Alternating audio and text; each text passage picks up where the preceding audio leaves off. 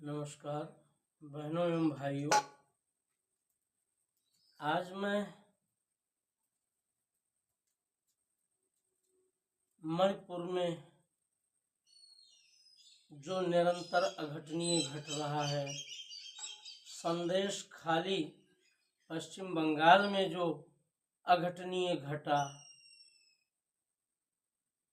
और कश्मीर में आतंकवादियों के द्वारा जो हमारे सैनिकों पर हमला इधर हुआ है, उस सब पर आप सबका ध्यान आकृष्ट करना चाह रहा हूँ।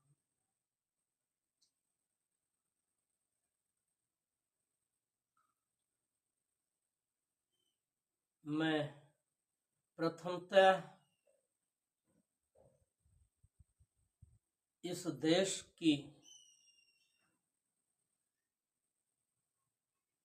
आतंक विरोधिनी संस्था NIA और CBI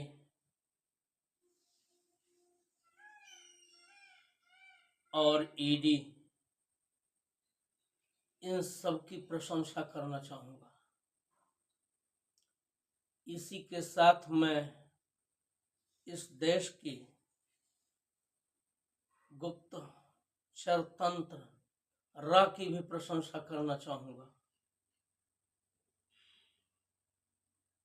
लेकिन इसके साथ ये चाहूँगा कि इनको और सशक्त और सजग और संगठित विस्तार देने की जरूरत है। सभी क्षेत्रों में जो घटनाएं घटने के बाद इन्वेस्टिगेशन होता है, जांच होती है, उससे कहीं अच्छा होगा कि घटनाएं घटने से पहले जो हिंसक घटनाएं हैं, जो आतताई घटनाएं हैं, जो आतंकवादी घटनाएं हैं, जो आतंकी घटनाएं हैं, और उन घटनाओं को जो अंजाम देने के लिए तुले हुए हैं, वे जैसे गिरफ्तार किए जा रहे हैं, वे और भी अधिक सशक्त होकर के गिरफ्तार किए जाएं और अधिक तत्परता से गिरफ्तार किए जाएं। कहीं कोई हिंसक घटना, हिंसक वारदात होने न पाए, इसकी जवाबदेही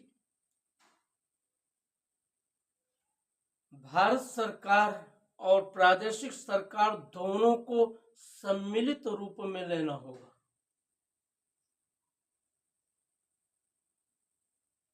कानून के शासन का, संविधान के शासन का जो व्यवस्थापन है, वह राजनीति से परे हटकर किया जाना होगा।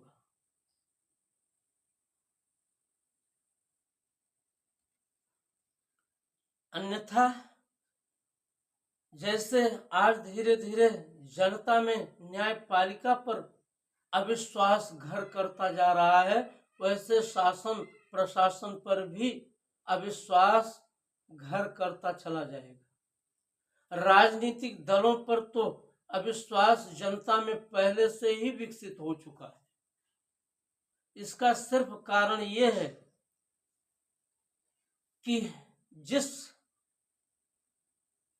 भ्रष्ट तरीके से स्वतंत्रता के साथ ही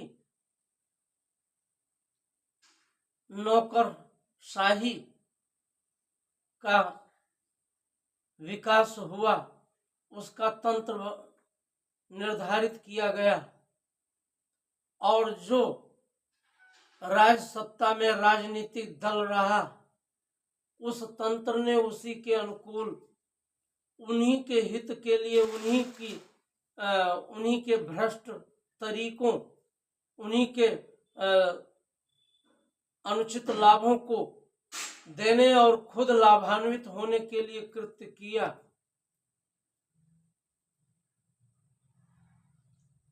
वो अब उस स्थिति में पहुंच चुका है कि शासन और प्रशासन पर जो जनता में क्षोभ है वो बढ़ता जा रहा है।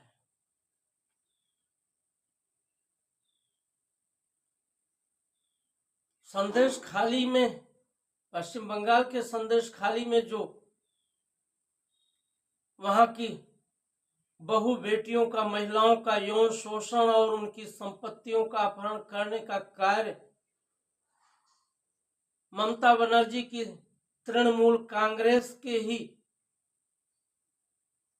आपराधिक प्रवृत्ति के गुर्गे द्वारा किया गया, विधायक द्वारा किया गया,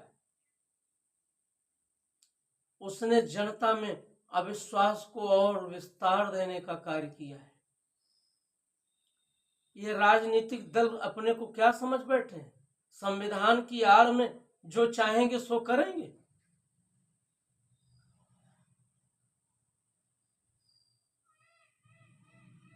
जनहित के कार्यों को, जन संरक्षण के कार्यों को, जन सुरक्षा के कार्यों को ना करके मनमाने तरीके से अपना तंत्र चलाएंगे और अपने को सरकार कहेंगे। ये ज्यादा दिन नहीं चलने वाला है।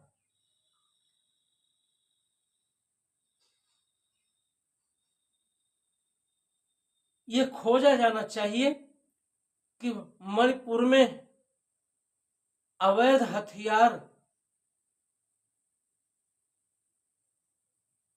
कुकी विद्रोहियों को कहां से मिल रहे हैं।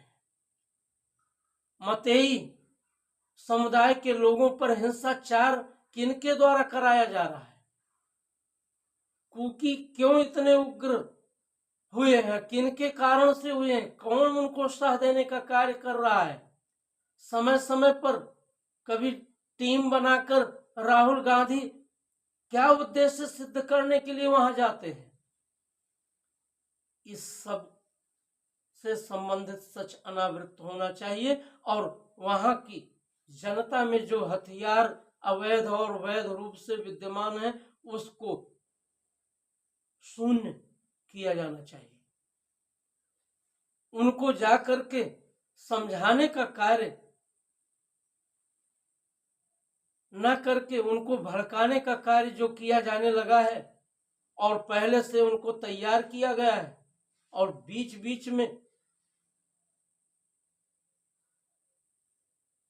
ये राजनीतिक दल उनको उकसाने के लिए वहां टीम बनाकर जो पहुंचने का कार्य करते हैं, ये बंद होना चाहिए।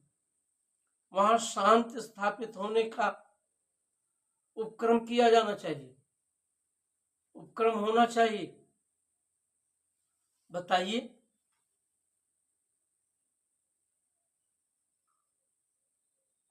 हमारी कोई माँ, बहन, बेटी अगर नग्न नुमाइश का विषय बना दी जाएगी अत्याचारियों द्वारा तो कैसे कहा जाएगा कि वहां सरकार है?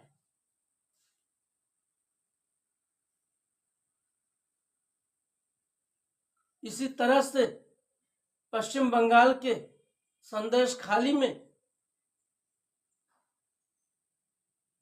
वहां की महिलाओं के प्रति जो यौन शोषण और उन पर हिंसाचार, उनकी संपत्तियों को जबरदस्ती अपहरित करने का कार्य हुआ है, ये ममता बनर्जी की दुष्ट प्रवृत्ति का नतीजा है। कानून का शासन कहती है। वहां अगर किसी की भी हत्या होती है तो हमारी शासन व्यवस्था पर वो तमाचा है। इसी तरह से कहीं भी जो घटना घट जाती है और उसके बाद जांच होती है, उसके बाद अपराधी पकड़े जाते हैं। अपराधी पहले पकड़े जाने चाहिए। अपराध करने से पहले उनकी गिरफ्तारी होनी चाहिए।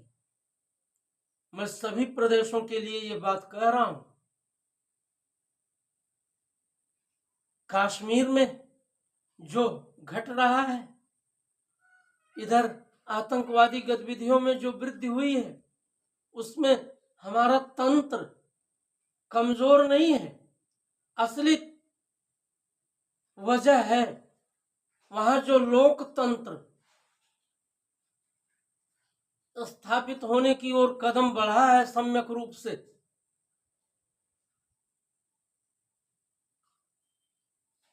उसके कारण से पाकिस्तान और वहां के हुक्मरानों में, वहां की सेना में जो छटपटाहट उत्पन्न हुई है, उसके कारण से ये प्रवृत्ति आगे बढ़ी है।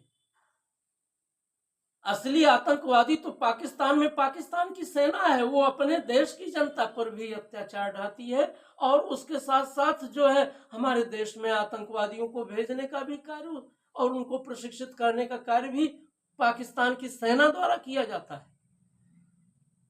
तो पाकिस्तान की सेना की चूल्हे हिलाने की जरूरत है भारत सरकार को, भारतीय सेना को,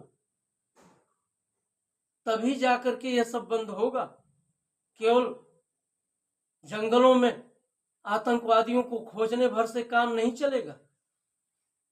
उसके लिए तो सबसे पहले ये देखने की जरूरत होगी कि जो संदिग्ध लोग कश्मीर में उसके विभिन्न जगहों में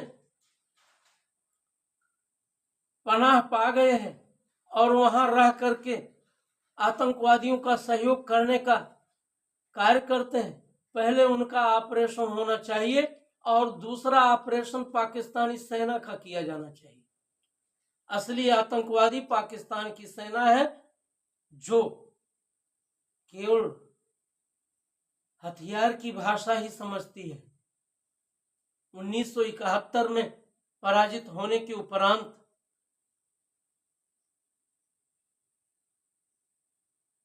आतंकी गतिविधियों को बढ़ा करके भारत को हमेशा परेशान करने का अभियान पाकिस्तान ने छेड़ने का कार्य किया है और वो आज भी बदस्तूर जारी है। इसके लिए अब देर करने की जरूरत नहीं है। पाकिस्तानी सेना जब तक पाकिस्तान की सत्ता पर वास्तविक रूप में रहेगी तब तक ये चलता रहेगा। पाकिस्तान की जनता में गिने चुने लोग हैं, बाकी सबको इतना सिखा पढ़ा दिया गया है मदरसों के माध्यम से कि वे भारत विरोध का ही शिक्षण प्रशिक्षण पाते हैं। वैसे तो पाकिस्तान के पास अपनी जनता को खिलाने के लिए पैसे नहीं है, लेकिन आतंकवादियों को का पेट भरने के लिए उसके पास भरपूर संपत्ति है।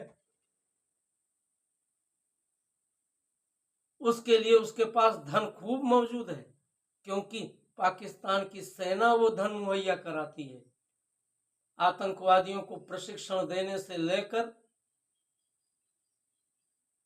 और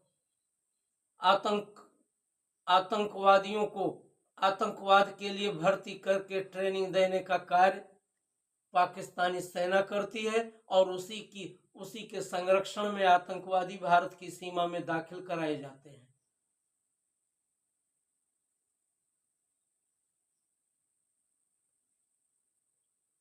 किसी और क्षेत्र में पाकिस्तानी रेंजर्स गोलाबारी करेंगे भारतीय सैनिकों का ध्यान बटाने के लिए, और दूसरी तरफ से खाली जगह पा करके वहां से आतंकवादियों का प्रवेश करा देते हैं। तो ये सब काम पाकिस्तान की सेना करती है। अगर अमेरिका अपने विरोधियों को दूर देश में जाकर के मिटाने का कार्य करता है और उसे अनुचित नहीं कहा जाता, न वो किसी का अनुचित कहा मानता है, तो भारत को भी उसकी ऐसी कोई बात मानने की जरूरत नहीं है। और जब भी पाकिस्तान की सेना गोलाबारी करे तो उसके 10-20 बंकर भारतीय सेना को बम विस्फोट करके उड़ा देना चाहिए। और अगर युद्ध युद्ध तो कर ही रहा है, प्रॉक्सी युद्ध कर रहा है, छद्म युद्ध कर रहा है, तो पाक अधिकृत कश्मीर को अपने पाले में, जो कि भारत का ही हिस्सा है, उसको लेने के लिए शीघ्र उपक्रम करके पाकिस्तान सेना को उसी की बिल में ध्वस्त करने का काम जब तक नहीं किया जाएगा, ये आतंकवादी भारत में आते रहेंगे और अपनी गतिविधियां चलाते रहेंगे। आतंकवाद में कमी आना, आतंकवाद में बढ़ोतरी होना, ये तो सिलसिला है। मनमोहन सिंह जी की सरकार के शासनकाल में 10 वर्ष तक आतंकवादियों को बराबर पनाह और संरक्षण देने का कार्य होता रहा।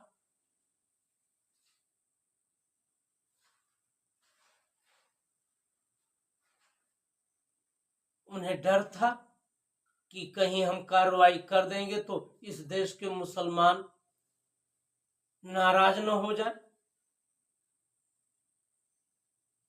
इस देश में अगर कोई सच्चा मुसलमान होगा और जो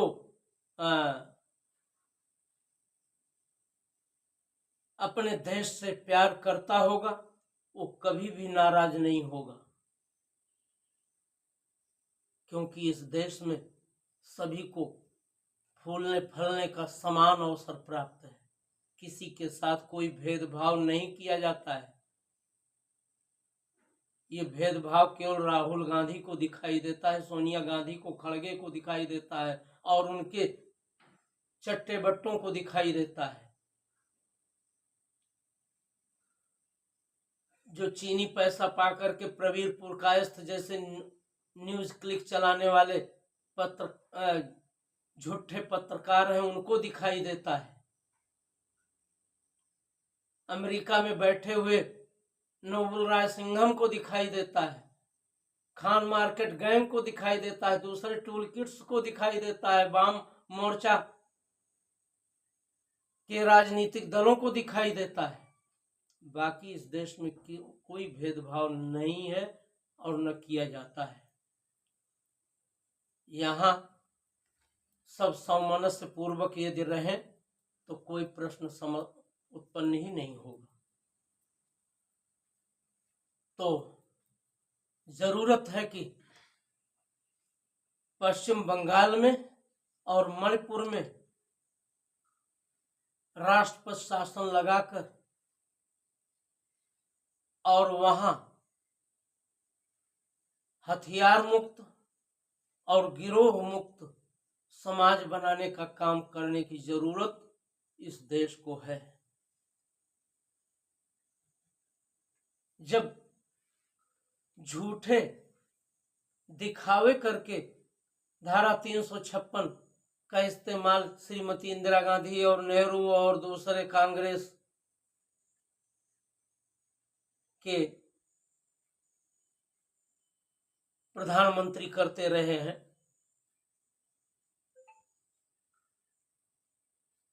नरसिंह राव जी ने भी प्रदेश सरकारों को राम मंदिर प्रकरण में अपदस्थ करने का कार्य धारा 356 लगा करके किया था। जनता पार्टी के शासनकाल में 9 प्रदेशों की सरकारों को भंग करके वहां फिर से चुनाव कराने का कार्य किया गया था। ये सब कृत्य असंवैधानिक कृत्य रहे हैं, लेकिन जहां वास्तव में कानून और शासन प्रशासन से जुड़ी मूल समस्या हो गई है, वहां संवैधानिक तंत्र यदि विफल दिखाई दे रहा है, और जो दिखाई दे रहा है मणिपुर में और पश्चिम बंगाल में खास तौर से, वहां धारा 356 का इस्तेमाल करने से परहेज भारत सरकार को नहीं करना चाहिए, मोदी सरकार को नहीं करना चाहिए। अन्यथा जनता खून की घूंट पीती रहेगी, खून के आंसू रोती रहेगी, उस पर अत्याचार होते रहेंगे और ये सत्ता पा करके सत्ता लोलुप राजनीतिक दल अपना घिनौना कृत्य करने से बाज नहीं आएंगे। हिंदू मुसलमानों को आपस में लड़ाने का कार्य वास्तव में तुष्टीकरण के माध्यम से यही लोग कर रहे हैं और ठीकरा फोड़ रहे हैं भारतीय जनता पार्टी पर। भारतीय जनता पार्टी को खामियाजा केवल भुगतना पड़ रहा है, लेकिन तुष्टीकरण की राजनीति को नेहरू से लेकर के जितने भी कांग्रेसी प्रधानमंत्री हुए हैं उन सब ने बढ़ावा देने का कार्य किया है। मुलायम और उनकी सपा ने वही कार्य किया है। तृणमूल कांग्रेस और ममता बनर्जी वही कार्य कर रही है। दक्षिण में एम करुणानिधि के द्वारा वही कार्य किया जाता रहा है। केरल में भी वही कार्य वहां की वाम मोर्चा सरकार द्वारा किया जाता रहा है। वहां की कांग्रेस सरकार भी जब बनी है तो उनने भी वही कार्य किया है। ये सब कार्य तुष्टीकरण के लिहाज से किया गया है, इसीलिए बार बार दंगे होते रहे हैं। अन्यथा देश विभाजन हो जाने के बाद जिनको इस देश में रहने की प्रवृत्ति नहीं थी उनको इस देश में नहीं रहने देना चाहिए था। जो इस देश के होकर रहे, चाहे हिंदू हो, चाहे मुसलमान हो, चाहे जो भी मत पंथ मानने वाले हो, वे प्रेम से अपने अपने आचरण को करते हुए इस देश की समुन्नति में अगर लगते तो ये समस्या नहीं आती। ये समस्या आई है, जानबूझकर लाई गई है। दुर्भाग्य से जो इस समस्या को समझने वाले स्वतंत्रता संग्राम के समय के कांग्रेस के नेता रहे हैं, उनकी उपेक्षा हुई और जब वे कुछ कर सकते थे उसके बाद वे ही नहीं रहे तो सब तो दिखाया गया कि सब नेहरू ने ही किया। देश भी स्वतंत्र हुआ तो कांग्रेस और नेहरू के द्वारा ही हुआ, बाकी और ने तो कुछ किया ही नहीं। बस नेहरू ही इस देश की, नेहरू और बड़ी मुश्किल से महात्मा गांधी भी सम्मिलित कर लिए जाते हैं कि इस देश को स्वतंत्र कराने में उनकी भी भूमिका रही ना। ये कभी नहीं बताया जाता कि यह देश वस्तुतः स्वतंत्र हुआ है सुभाष चंद्र बोस के कारण, भगत सिंह के कारण, चंद्रशेखर आजाद के कारण, भारतीय नेवी के कारण, जिन्होंने अंग्रेजों का आदेश मानने से इनकार कर दिया था।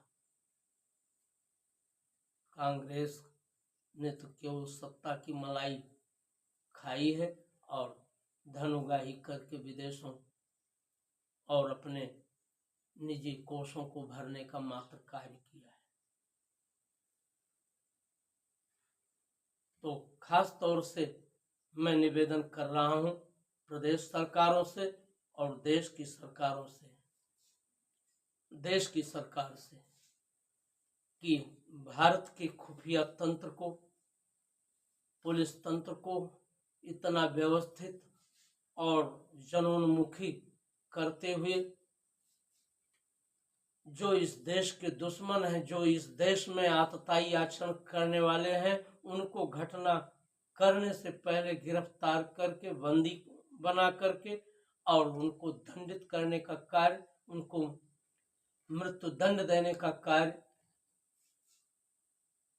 किए जाने की जरूरत है, जिससे यह देश बाह्य और आंतरिक दोनों ही क्षेत्रों में पूर्णतया सुरक्षित, व्यवस्थित और सुविकसित हो सके। इन्हीं शब्दों के साथ धन्यवाद। आप सबको मेरा प्रणाम। जय हिंद। आप सभी से सब्सक्राइब जरूर करें और अपनी टिप्पणी बॉक्स में जरूर अंकित करें।